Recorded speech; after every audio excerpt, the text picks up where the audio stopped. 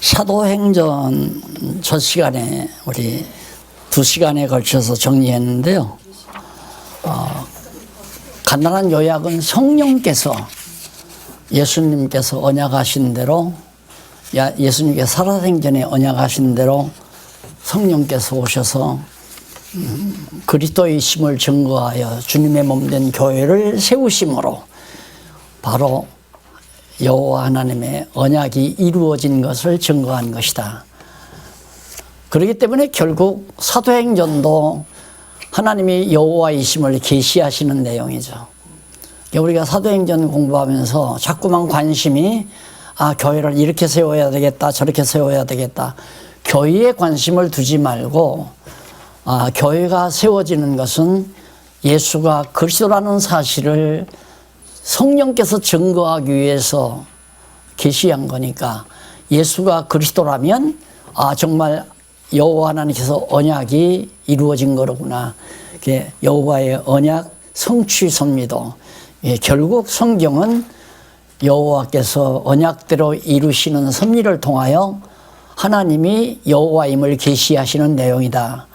결국 우리는 교회를 통해서 하나님 여호와 살아계시다는 사실, 5대 속성을 지니신 여호와 하나님이 살아계시다는 사실을 확신하게 만드는데 한 진리의 체계다, 이렇게 생각하시면 됩니다. 그러니까 교회를 보고 부흥을 시켜야 되겠다, 교회를 아름답게 가꿔야 되겠다, 이런 생각이 중요한 것이 아니라 큰 교회든 작은 교회든 내 가정에서 식구끼리 앉아서 성경을 공부하는 그런 교회를 할지라도, 가정교회를 할지라도 여호와 하나님이 살아계시구나, 이게 결론적으로 이제 정리가 돼야 돼요. 결국은 성경 어디를 배우든지 여호와 살아계시다, 결론은 거기에 도착을 해야 되고 5대 속성을 가지고 계시는 여호와가 살아계시다. 그래야 내 인생이 바뀌는 거죠. 인간의 변화가 그래야 오는 거예요. 여호와 하나님이 살아계시다고 안 믿어지면 항상 자기가 주인 노릇하려고 그래요. 가정의 주인 노릇 자기가 하려고 하고, 자기 자녀들의 주인 노릇을 내가 하려고 하고, 내 교회 주인 노릇을 내가 하려고 하고, 내 나라의 주인 노릇을 내가 하려고 하고, 항상 주인의 자리에 앉으려고 하는 아주 사악한 잘못된 생각을 인간은 가질 수밖에 없죠. 여호와 하나님이 살아계시다는 걸 모르게 되면. 그러니까 완전히 주인 자리에서 포기해가지고 여호와 하나님의 완전히 지배를 받는 그런 하나님의 백성으로 사는 거죠. 그러니까 이게 우리입니다, 우리. 이게 우리고, 이게 우리고. 이것은 천국 우리고, 여기는 지옥이란 말입니다. 여기 문이 있어요, 문이. 근데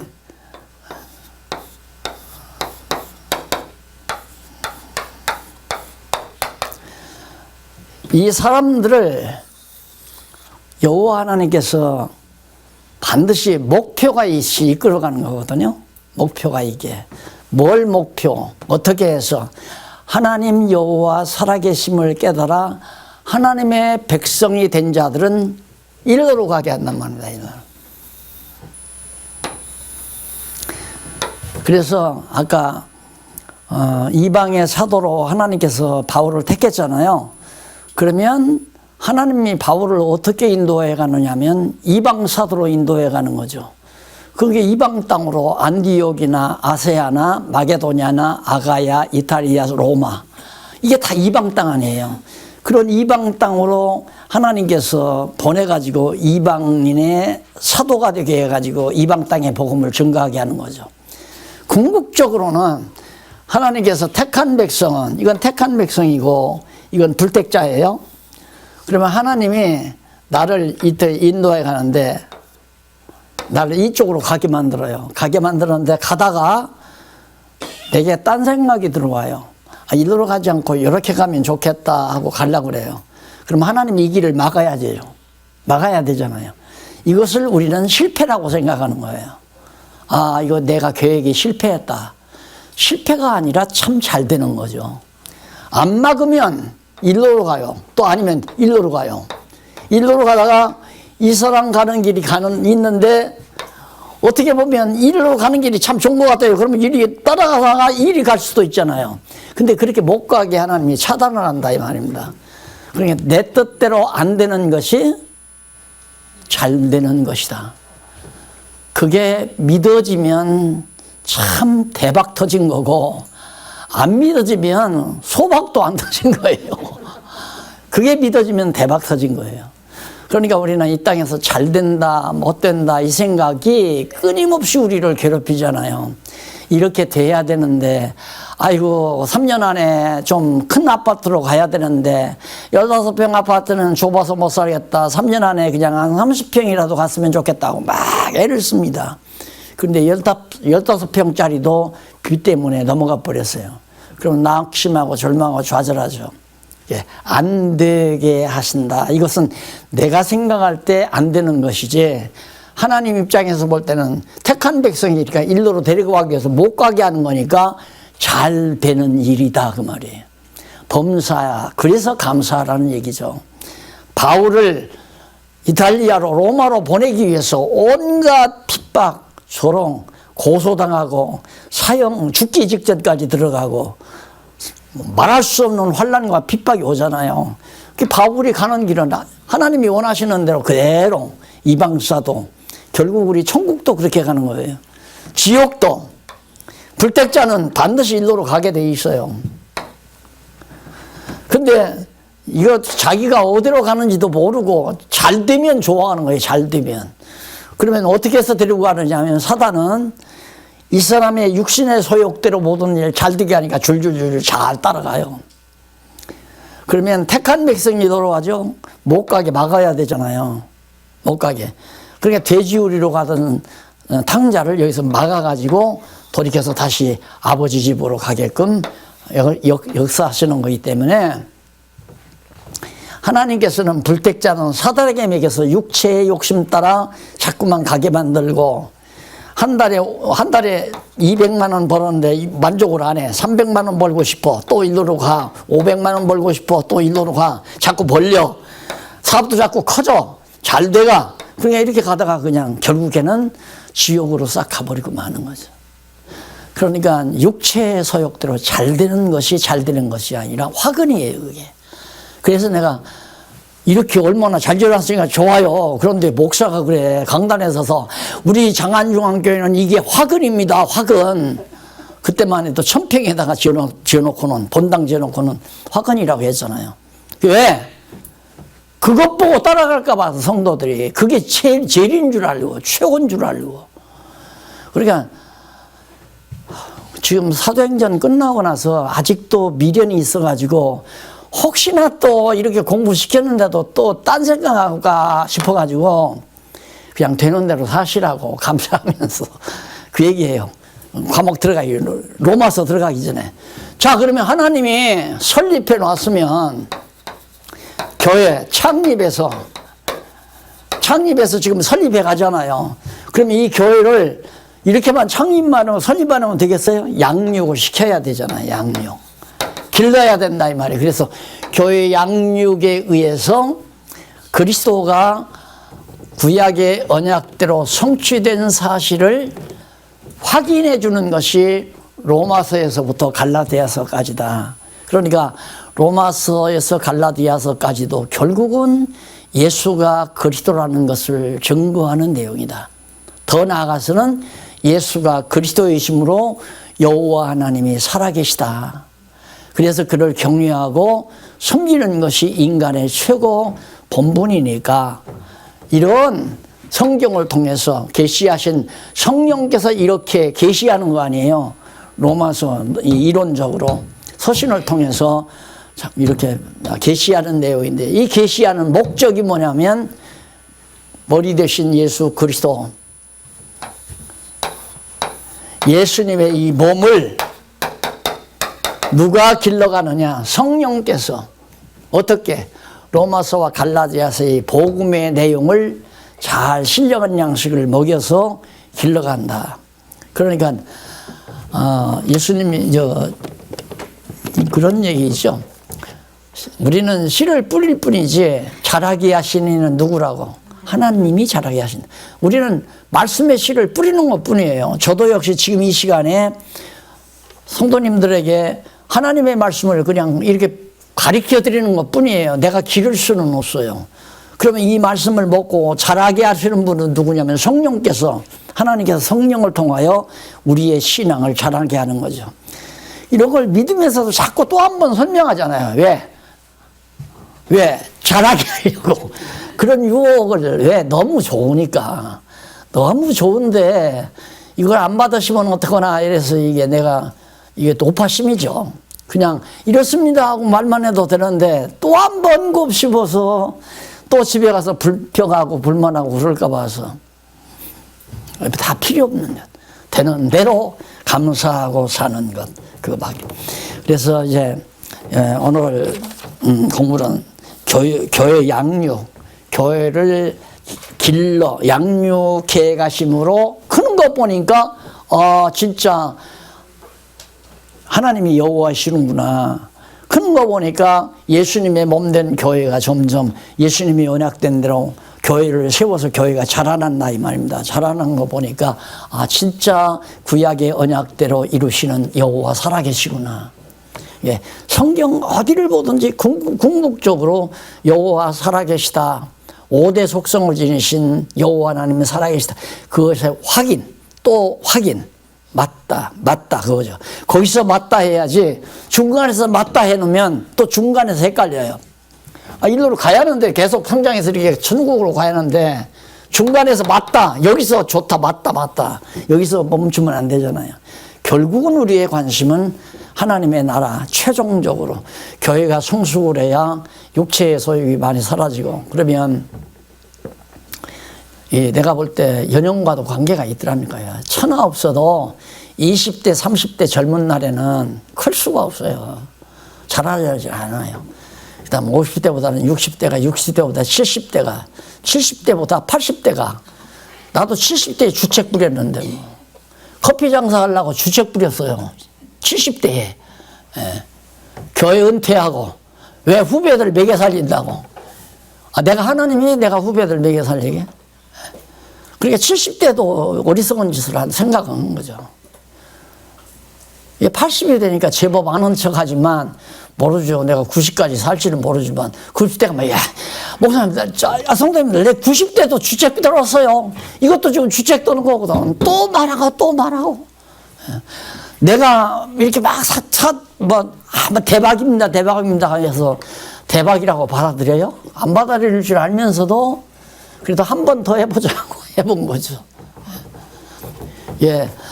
너희를 향하신 하나님의 뜻이 뭐냐. 아주 간단하게 바울이 가르치잖아요. 너희를 향하신 하나님의 뜻. 하나님의 뜻이 아주 복잡한 줄 알지만 간단해요.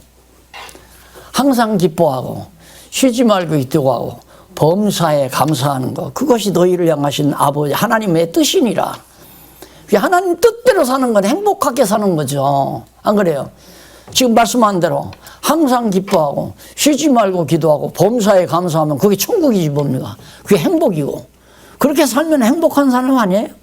그러니까 우리가 행복하게 사는 것이 하나님의 뜻이에요.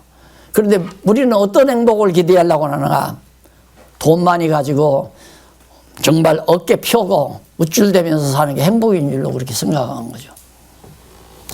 요즘 아이들의 우상이 누구냐면 그 춤추며 노래하는 아이들이 있잖아요.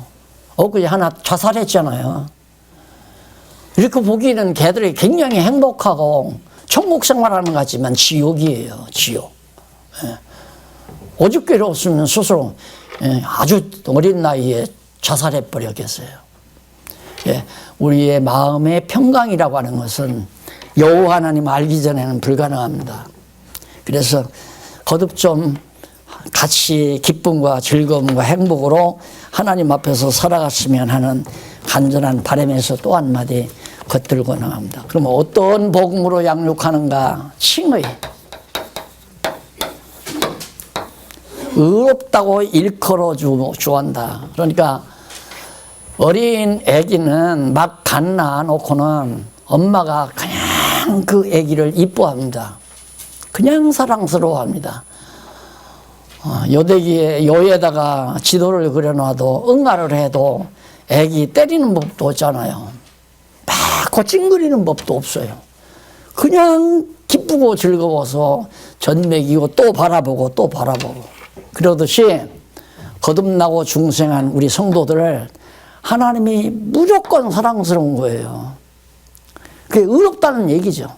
너는 정말 의로운 내 새끼다 이거예요. 똑같은 얘기예요. 그게 칭의의 복음이에요.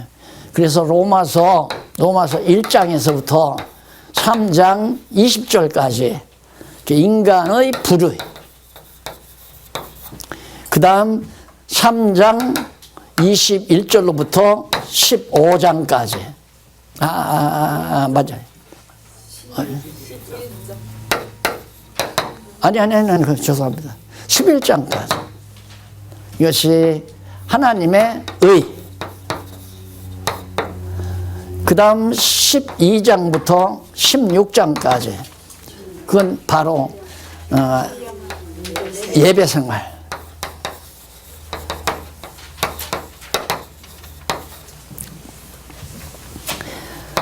간단하게 생각하세요. 인간은 다 불의하다. 왜? 불순종한 아담의 후예들이니까. 그렇죠? 에덴 동산에서 불순종하고 쫓겨났단 말입니다. 죄인으로. 그게 죄인이 낳기 때문에 죄 중에서 다 잉태되고 죄 중에서 낳고 죄 중에서 살고. 그러니까 죄인 아닌 사람이 없어요. 그런데 우리는 자꾸만 뭘 나쁜 짓 하는 사람은 죄인이고 나쁜 짓 안 하는 사람, 어젯밤 은행 턴 사람은 붙들려 가서 감옥 생활하니까 그놈은 죄인이고 나는 어젯밤 은행 안 털었으니까 의인이고 이게 지금 굳어 있어요. 우리에게. 그게 없어져 버려야 돼요.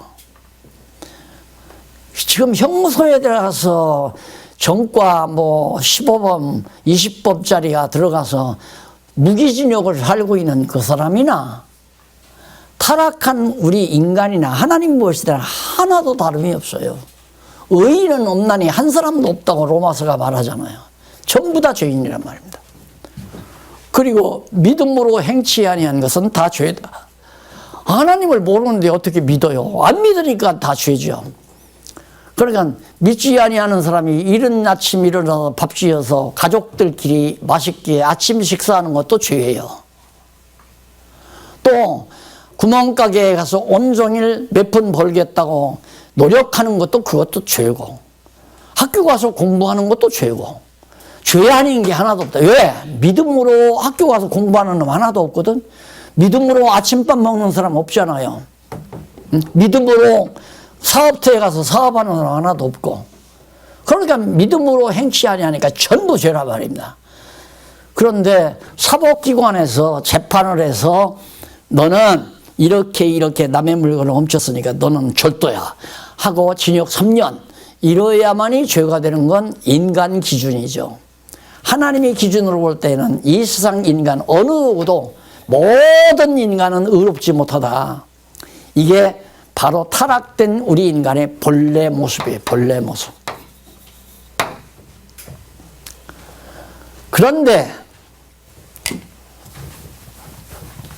이렇게 불의한 인간들 가운데서 하나님께서 택자들은 불러내가지고 믿게 만들어줘요. 믿게 하시잖아요. 신앙하게. 그래서 예수님이 우리 죄를 대신해서 다 지불해 주심으로 예수님이 대신 죽으시고 우리의 죄를 위하여 불의를 위하여 죽으시고 우리를 의롭다기 위해서 부활하셨단 말입니다. 그러니까 예수님이 죽으시고 부활하심으로 우리를 의인 만드신 거예요. 그래서 이제 우리로 하여금 하나님의 백성으로 살게 만드는 거죠. 그러면 이건 바로 하나님께서 구체적으로 좀 말합시다. 성부 하나님이, 이건 성자 하나님이, 이건 성령 하나님이, 다 하나님이죠. 하나님께서 다 불의한 인간이 되게 해서 의롭게 만드셔가지고 하나님 앞에 예배하는 의로운 생활을 하게 하신다. 우리 개개인 하나하나 한 사람들까지라도. 그러니까 보세요.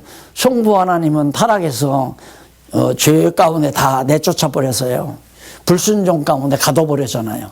거기에서 성자가 오셔서 우리를 불순종 가운데 건져내 가지고 죄를 대속해서 의롭다 오셨어요. 그래 하나님의 의가 나타났다는 말은 성자 예수가 그리스도로 오셨다는 얘기죠. 그리고 나서 가셔서 성령 보내가지고 우리들을 실제로 생활을 하도록, 이 생활을 함으로 교회가 이루어지는 거예요. 예배 생활을 함으로. 그 예배 생활이라는 건, 여기 예배라고 하는 것은 죽어야 되잖아요. 죽음. 양이 죽어서 피 흘려야 되잖아요. 그래야 제사가 되잖아요. 예배가. 그런데 이제 우리에게는 예수님이 대신 죽었으니까 우리 죄를 위해서 대신 우리가 드려야 될 예배는 산 제사예요. 죽음의 제사가 아니라 사는 제사. 그래서 예배 생활이 우리의 삶 전체가 성령의 인도하심 따라서 살아감으로 맺어지는 열매가 성령의 열매로 맺어지는데, 그걸 통하여 이제 교회가 이루어지게 만든다 이 말입니다. 어떤 사람은 구제하는 일로, 어떤 사람은 남을 섬기는 일로, 어떤 사람은 가르치는 일로, 어떤 사람은 봉사하는 일로 각각에게 은사를 줘서 그렇게 살아가도록 만들어가는 것이 정말 예배 생활이죠. 뭐 주일날 아침 11시에 모여서 뭐 목사가 딱 등단해서 이제부터 오늘 며칠 날 주일 아침 대예배를 시작하겠습니다. 다 같이 경건하게 하나님 앞에 묵도하십시다. 이렇게 목소리를 깔고 사회를 따라서 앉았다 일어났다 시편 교독하고 찬송 부르고 기도하고, 또 목사 근엄한 목소리로 뭐 설교를 하고 축도를 하고, 이렇게 해서 대예배라고 붙여놓는 건 성경 어디에도 없는 장난들이에요. 이게. 성경 어디에도 그런 일이 없어요. 예수님이 그런 예배 드렸다는 말 봤어요? 바울이 그렇게 예배 드렸다는 말 봤어요? 가면 그냥 밤낮으로 성경 가리키는 일이에요. 바울이 어디 가면. 가는 목적이 뭐냐? 예수가 그리스도라고 가르치기 위해서 가는 거예요. 예배드리기 위해서 가는 게 아니라. 그리고 성도들이 모이면 같이 식사 나누면서 성도 교제를 나누고 선한 일을 같이 도모하고 그런 건데, 바로 성경을 성경대로 모르니까 자꾸 목사님들이 좀 높이 우러러 존경받을 수 있는 자리를 헌법으로 자꾸 만들어가는 거예요. 목사 없이는 세례식 못한다. 목사 없이는 결혼식도 못한다. 목사 없이는 주일 예배드려도 안 된다. 교회는 목사가 있어야 된다. 세례교인 15명이 있어서 목사의 생활을 담당할 수 있어야 무슨 교회? 그거 정당한. 그리고 당연히 장로가 세워져야 그건 조직교회고, 장로가 없으면 미조직교회고, 이런 식으로 전부 법을 만들어서 목사가 없이는 절대 교회가 안 되는. 이 성경 어디 목사가 있어? 에베소 교회 목사 있어요? 없잖아요. 바울이 복음 전하고 떠나버렸는데, 안디옥 교회도 떠나버렸잖아요. 그러니까 자꾸 목사가 꼭 있어야 교회라고 그렇게 만들어 놓으니까, 이젠 순진한 성도님들은 목사 꼭 모시고 밥 다 챙겨 드려야 그게 이제 주의 일로 생각한 거죠. 저도 그 혜택을 많이 본 거예요, 솔직히. 그래 늘 마음이 괴로우니까 그건 아닌데 해도 워낙 교계가, 이 기존 교회가 막 큰 바위돌처럼 이렇게 막 바위산처럼 크게만 보이니까, 감히 아이고 내가 이러다가 결함으로 바위치기지. 그게 참다 결국은 그대로 죽을 수 없어서 하나님께서 마지막에는 그냥 죽기 전에 삐약 하고 삐약 소리라도 하고 죽게 만들어가지고, 결국 지금 맘 놓고 다 얘기해. 지금도 2단이라고 하는 사람이 있겠죠. 2단이라고 하든 3단이라고 하든 이게 진단이다. 이게 성적 진단이다 하고 말하는 거예요. 예. 그래서 나는 목사라고 안 해도 하나 섭섭하지 않더라고. 근데 목사라고 하면 이 양반도 아직도 좀 덜 됐구나 약간. 어디 가니까 또 선생님, 차라리 선생님도 많이 되지 말라고 얘기 때문에 많은 선생은 아니다. 그냥 잠깐 조금 선생이다. 그렇게 생각을 하면서 듣죠. 문제는 뭡니까? 예. 말씀, 칭의의 복음을 먹어야 자라나요. 아기는 그렇게 엄마의 사랑을 받으면서 엄마의 몸에서 나오는 젖을 먹고 자라나는 거 아니겠어요? 그게 칭의의 복음인데 얼마나 중요해요. 내가 하는 일 하나도 없잖아요. 아기가 하는 일 하나도 없어요. 정말 낳자마자 기지도 못하고 엎드리지도 못하고 아무것도 못하는 병신 같은 아기를, 갓난 아기를 점점 길러가지고 그걸 사랑으로 길러서 정말 내 아들 내 백성이라고 하나님께서 인쳐서 의로운 내 백성이다 해가지고 그냥 무조건 의롭다고만 한 게 아니라 의로운 예배 생활을 하도록 성령이 오셔서 나를 인도해 간다니까 얼마나 편안하고 좋아요. 이제 성령의 인도함만 받으면 되는 거죠. 그래서 성령이 오셔서 하시는 일이 뭐냐? 말씀이죠. 예수가 그리스도라는 진리를 기록하게. 그게 성경 아니에요? 성경을 기록하고 기록된 성경 말씀을 깨닫게 해서 점점 생활로 나타나게, 예배 생활로 나타나게. 하하, 내가 사는 목적이 여호와 하나님 경외하며 예배하는 삶이로구나.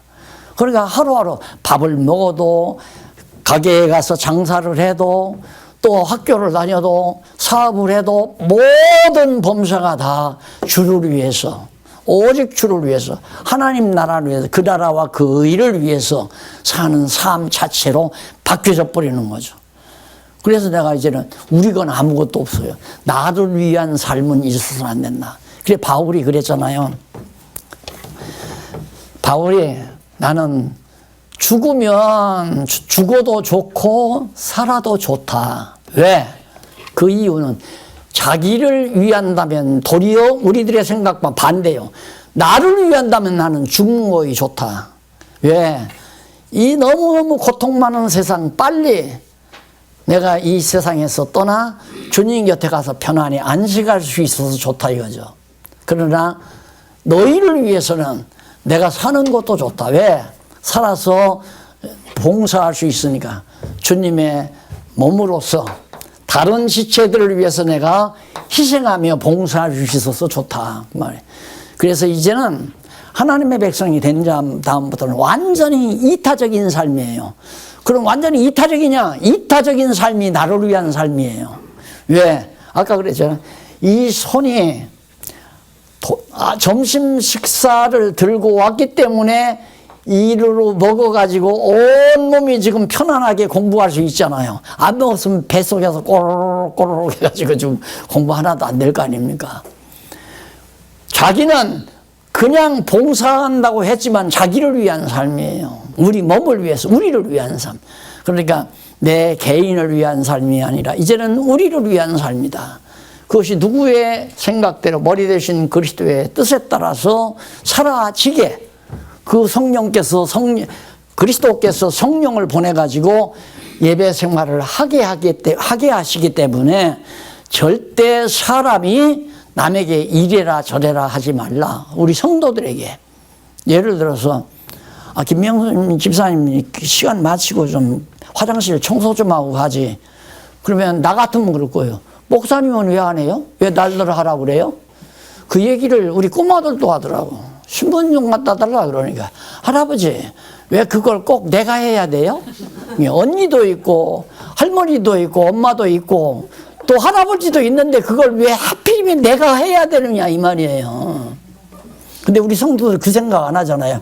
목사님이 하라고 했는데 어떻게 안 해? 이것 때문에 교회가 다 망하는 거예요. 잘못되는 거고. 목사가 말하면 다 순종하니까. 돈 가지라면 돈 갖고 오고, 예배당 짓는데 이거 은행돈 얻어야 되는데 집 좀 담보 좀 대피워. 그러면 장로님들이 꼼짝없이 그냥 아파트 재피고 집 재피고. 그랬다가 교회가 붕괴가니까 장로도 다 막 지금 그런 일이 비일비재하잖아 한국교회에. 그래서 성부의 사역, 성자의 사역, 성령의 사역.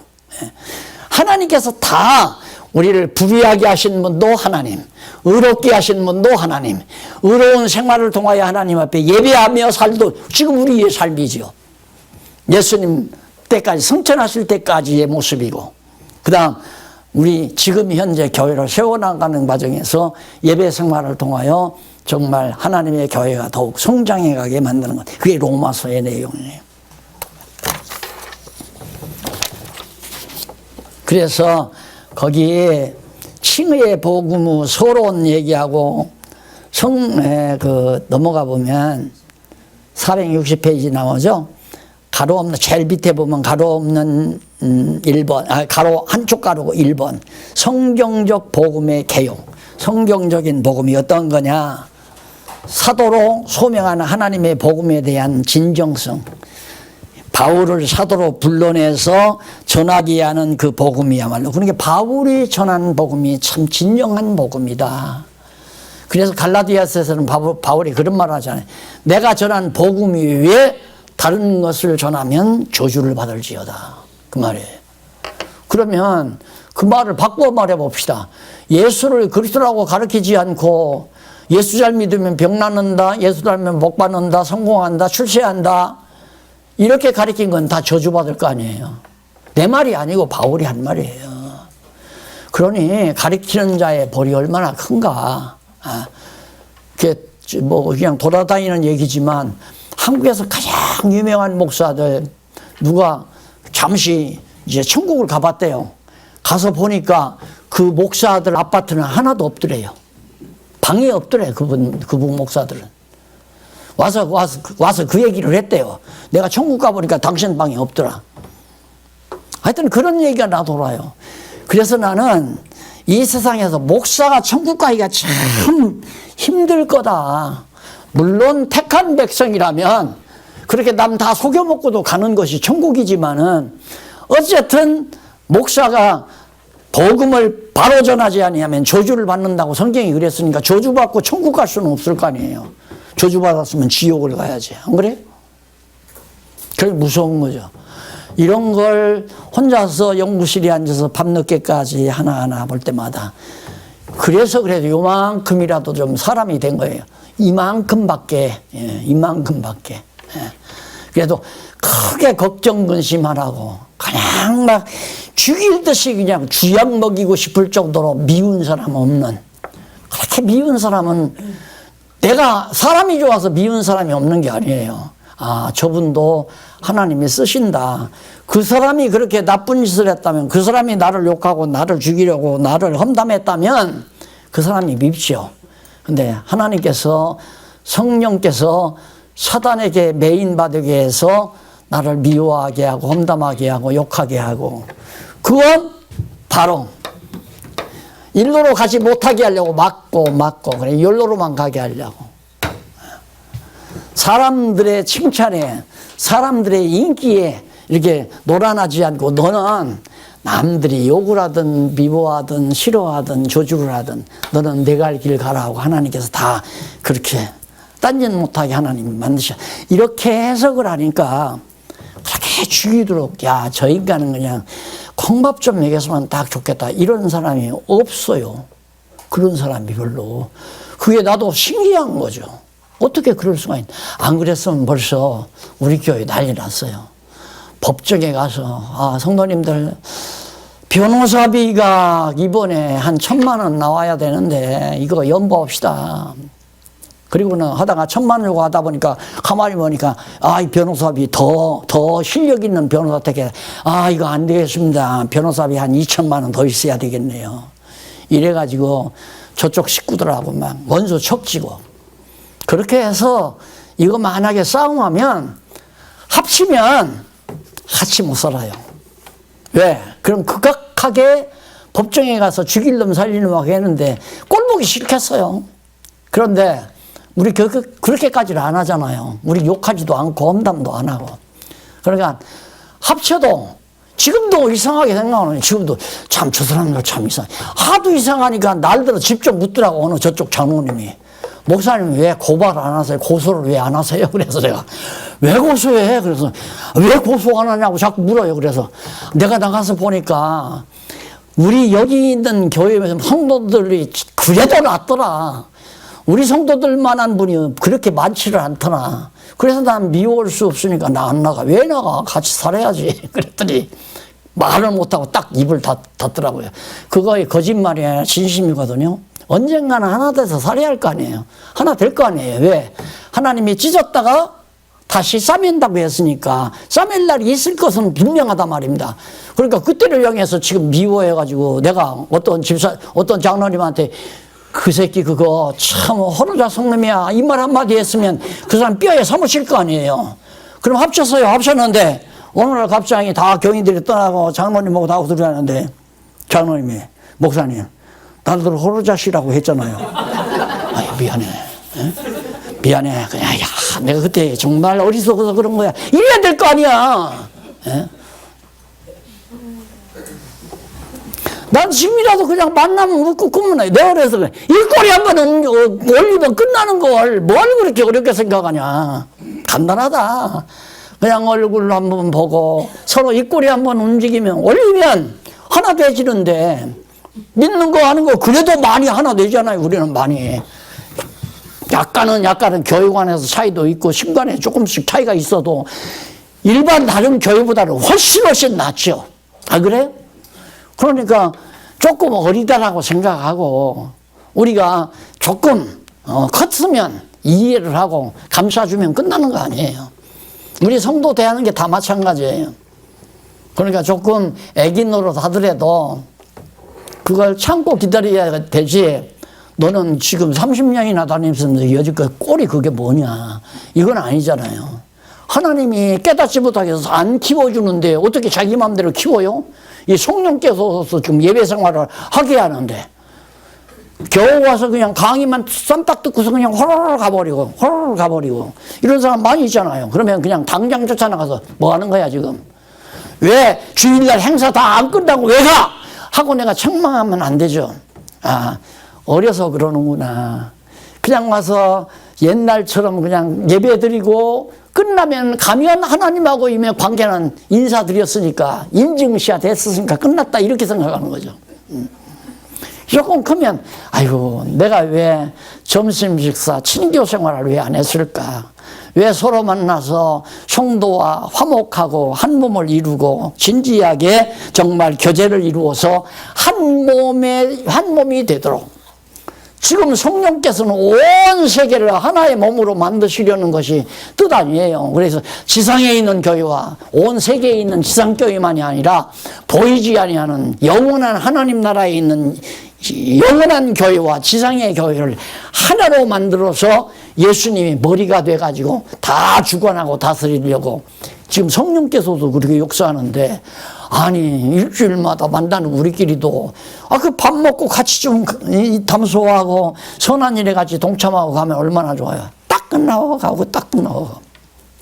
그래 지난주에는 저기 있다 점심 먹고 가면 안 될까? 그래 피씨 것들이만 가요. 웃고 한마디 웃고 그냥 가는 거야.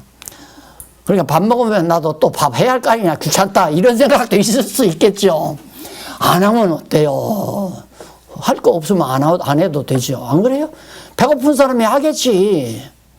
걱정할 거 하나도 없어요. 밥 해먹고 안 해먹고가 중요한 거예요. 다 해먹기 싫으면 안 하면 돼요. 그러면 답답한 사람이 우물 판다고 배고픈 사람이 자기 혼자 먹을 거요? 당신들은 안 먹어도 나만 먹을 거요. 자기 혼자서 구석에 앉아서 아구 먹는, 그건 안 먹는 게 나아요. 그렇게 먹을 바에는. 안 그래요? 내가 이렇게 강의한다고, 수고한다고, 오늘 밥을, 특별히 맛있게 죽도 끓이고, 소화자들하고 그래서 갖다 주시더라고요. 근데 옆에 장로님들이 나보다 연세 많은 장로님들도 계시는데, 처음에는 한두 번 그냥 미안스럽지만, 장로님이 이해하겠지 하고 먹었어요. 그다음부터는 먹으면 체할 것 같아서 하지 말라고 그랬어요. 하지 말라고. 안 그래? 그런데 어떻게 다른 사람 하나도 안 먹는데 자기 혼자만 먹어요? 그렇게 못 먹겠으면 다 모든 성도들 다 먹도록 하겠죠. 그러니까 누든지 하고 싶으면 하고 하기 싫으면 안 하면 되는 거예요. 자, 그래서 정말 요거 꼭 성부 하나님이 하셨고 성자 하나님이 하시고 지금은 성령 하나님이 하신다. 다 하나님이 하게 하신다. 이게 로마서예요. 왜? 결국 양육시켜서 교회로 승리케 하심으로 예수가 그리스도의 심을 증거해서 여호와 하나님은 살아계심을 깨달아 알고 경외케 하려고 성경 강의 다 했잖아요. 그게 결론이에요. 그러니까 여호와 경외하는 삶이 곧 예배 삶이다. 예배의 삶. 자, 그다음 이제 고린도 전후. 고린도 전후에 보면 넘어가서 몇 페이지에 보느냐면 신령한 예배 생활까지 다 끝났고요. 넘어가서 그 일일이 작은 제목들은 집에 가서 한번 십적 읽어보세요. 제일 지금 핵심적인 내용은 제가 말씀을 해드렸으니까 제 2절 471페이지 2절에 보면 건덕의 복음으로 양육한다는 내용이 나오죠. 건덕 어디야 이게?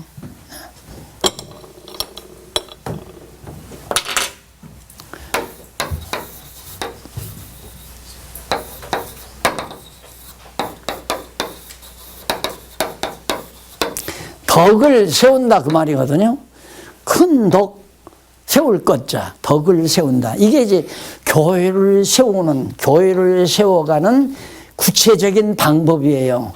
그러면 성령께서 어떻게 건덕을 세워서 건덕을 통하여 교회가 양육되도록 해서 예수 그리스도의 언약이 성취된 것을 증거한다 그 말이에요.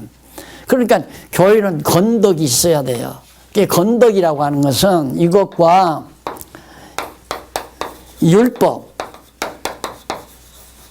율법과 다른 게 뭐냐면 거기는 본질로 가면 같아요. 율법은 의로 하나님을 사랑하고 이웃을 자기 몸처럼 사랑하는 거라고 그랬죠. 그러니까 건덕이라고 하는 것은 이웃을 내 몸처럼 사랑하는 덕스러움을 말하는 거거든요. 그 덕스러움으로 교회가 세워져 간다 그 말이지. 이게 교회 덕이 무너지면 교회가 싸움이 벌어지고 찢어지고 파당이 만들어지고 시끄러워지고 덕이 무너져 버리면. 그러니까 교회는 사랑의 덕은 사랑의 덕을 교회를 세우려면 사랑으로 덕을 세워야 된다. 그러니까 예를 들면 아버지가 담배를 못 끊어요. 담배를 못 끊어가지고 아이들이 안 볼 때는 담배를 살며시 폈단 말입니다. 왜? 아이들에게 덕을 세우려. 왜? 아이들이 어려서부터 아버지가 술 먹고 담배 피우는 것을 보면 아이들의 길이 잘못될 것 아니에요. 그러니까 나는 술 먹고 담배를 피지만 이놈아 내 새끼 너는 절대 이래서는 안 된다 그러기 때문에 아들 눈치 슬슬 봐가면서 담배 하나 가지고서 저 바깥 담장 밑에 가가지고 아들이 보나 담배 먹는 아버지의 태도, 그게 덕을 세우기 위한 자세란 말입니다. 아들을 사랑하기 때문에. 그러나 사랑하지 않는 이웃집 아들놈이 나왔는데 그놈 때문에 담배 못 피워요? 또 아이들이 지나가는데 떡 서서 담배 피우고 있죠.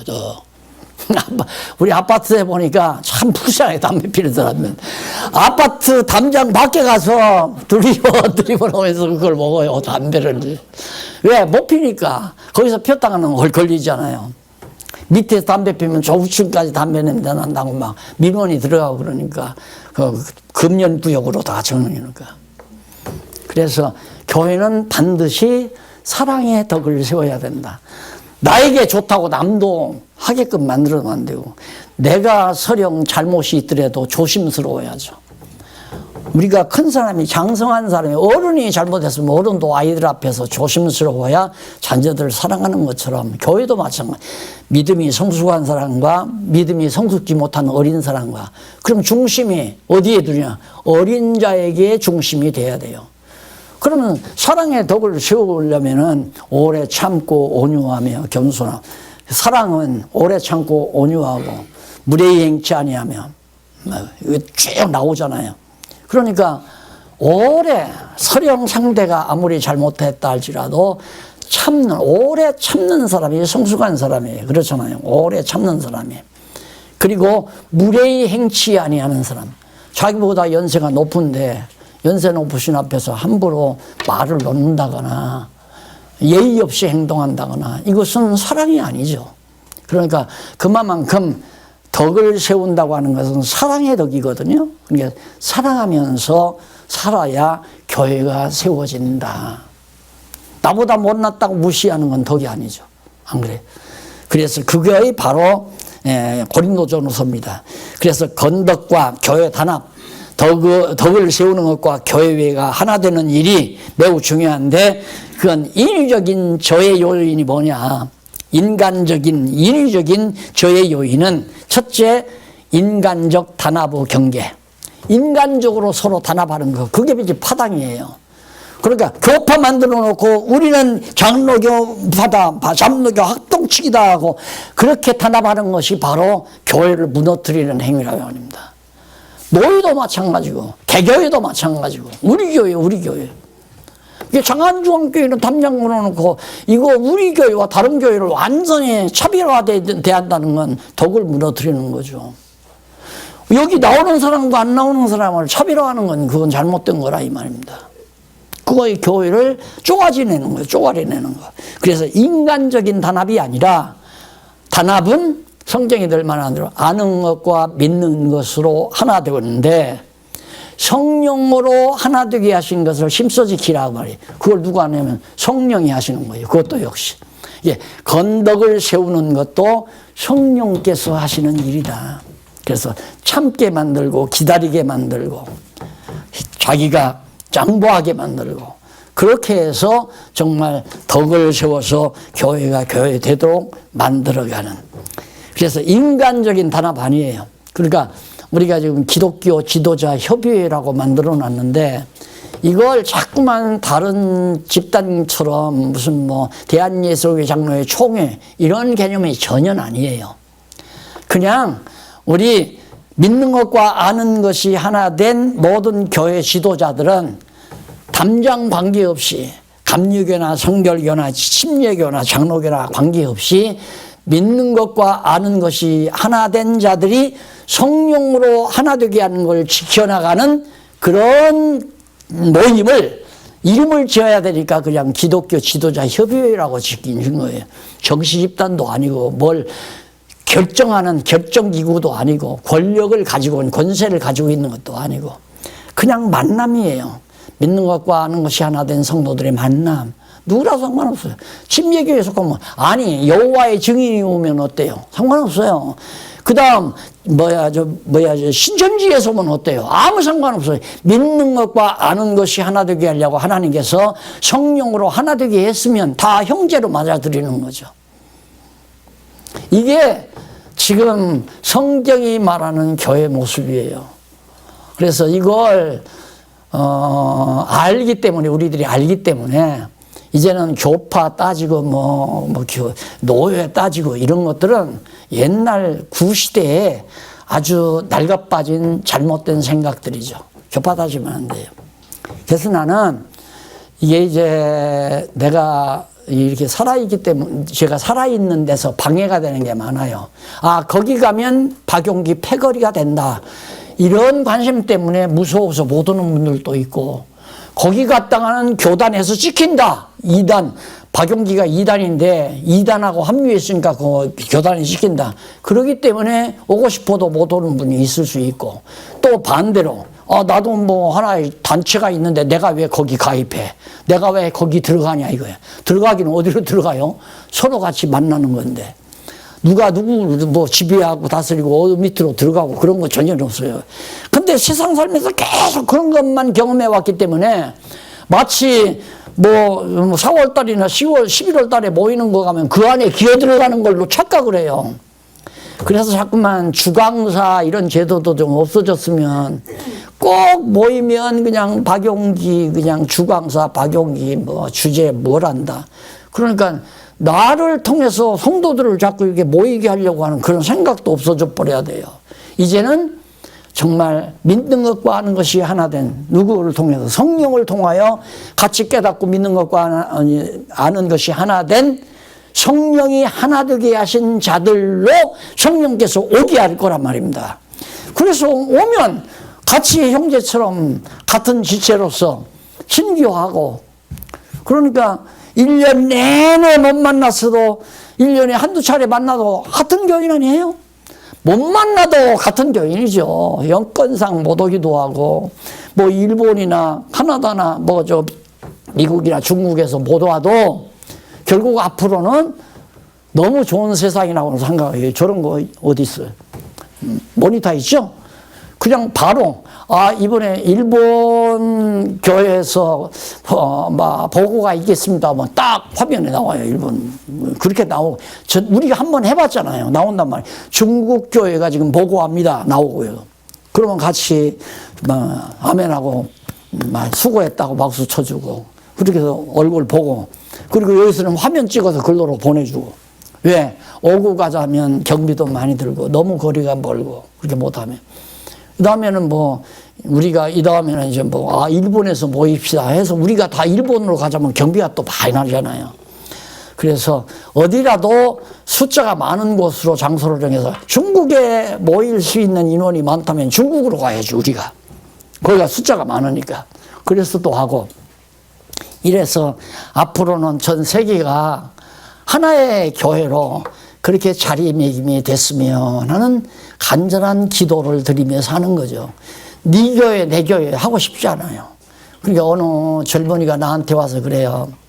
목사님 우리 엄마는요 제가 장안중앙교회 안 나가고 다른 교회 나간다니까 막 얼마나 자기를 막 미워하고 막 못 가게 하고 그러면서 하는지 몰라요. 목사님은 우리 교회 나오라고 한 번도 안 그러시잖아요. 그러지. 내가 언제 우리 교회 나오라고 안 나오지. 우리 교회는 하나뿐인데 어디로 우리 교회 아니면 어디야. 다 우리 교회인데. 안 그래요? 그러면서 얘기를 해요. 그러니까 엄마가 과거에 잘못된 교회 나가가지고 너무 많이 속다가 보니까 사랑하는 딸도 그런 일이 재현될까 봐서 아마 그러는 것 같은데 이해를 해. 어디 가도 올바름만 믿고 말씀 바르고 해갖고 속지만 않고 살면 된다. 내가 그랬어요. 속지만 않고. 꼭 뭐 거리가 먼데 여기까지 나올 거 뭐냐 가까운 데 들어가도 과거에도 그랬잖아요. 성경 공부를 구체적으로 안 할 테면 구태여 여기까지 뭐로 옵니까? 이 구석진 데까지. 그냥 가까운 데 좋은 데 시설 좋고 건물도 좋고 다 안정된 그런 교회들이 많은데 그런 데 가서 그냥 잠깐 예배 참석하고 할렐루야 아멘 하고 와도 택한 백성 같으면 천국 가는 게 하나 지장 없다. 성경 다 알아야 천국 가냐? 금방 거듭나고 중생해서 죽었다 할지라도 천국을 가는 거야. 성경 모르고도 천국 간다. 네, 그러면서 후퇴어 여기까지 뭐라고 오느냐고 내가 그 얘기하는 건데 우리 교회로 나와야 한다. 우리 교회로. 이것 때문에 완전히 교회가 다 이상스러운 집단이 돼버리고 만 거죠.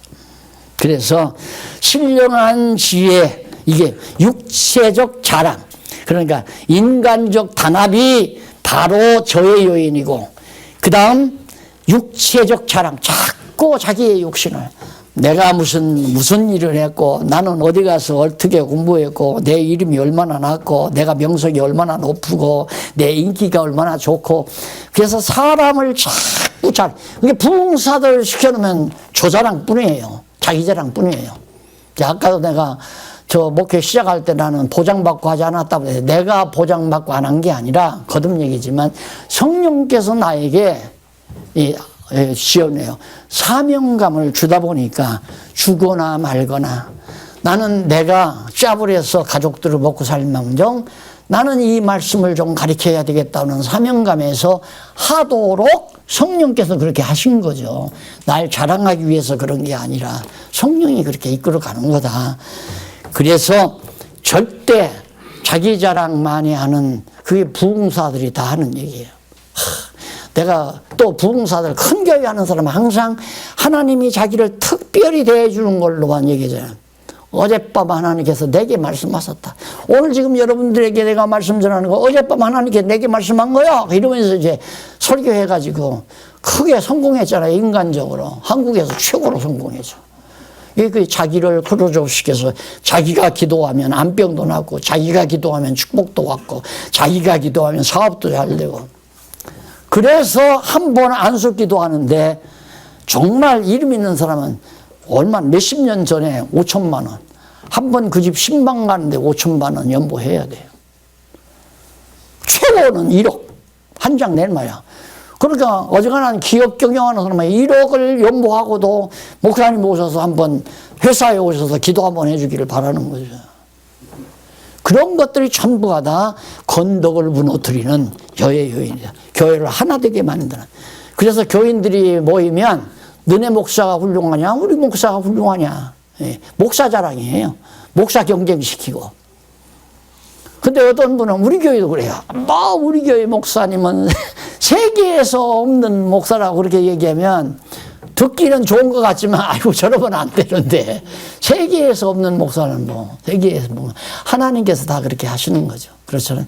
하나님이 그렇게 인도해 가시기 때문에 문제는 자랑을 하려면 성경신학 말씀을 자랑해야지. 말씀. 하나님을 찬양하라고 그러잖아요. 찬양한다는 말이 자랑한다는 말이거든요. 말씀을 자랑하라. 말씀이 육신이 되어 오신, 하나님이 육신이 되어 오신, 말씀이 육신이 되어 오신, 그러니까 말씀은 여호와죠. 여호와를 자랑하라. 말씀을 자랑하라. 보십시오. 성경이 얼마나 정확하고 분명합니까? 라고 말씀을 자랑하는. 그래서 신령한 지혜의 부재. 왜 교회가 파당이 이루어지고 싸우는가? 지혜가 없어서, 신령한 지혜가 없어서. 바울이 그랬잖아요. 교회가 막 고소를 하고 세상 법정에 가서 재판을 받고 그러니까 너희 중에 그렇게 지혜 있는 자가 없더냐.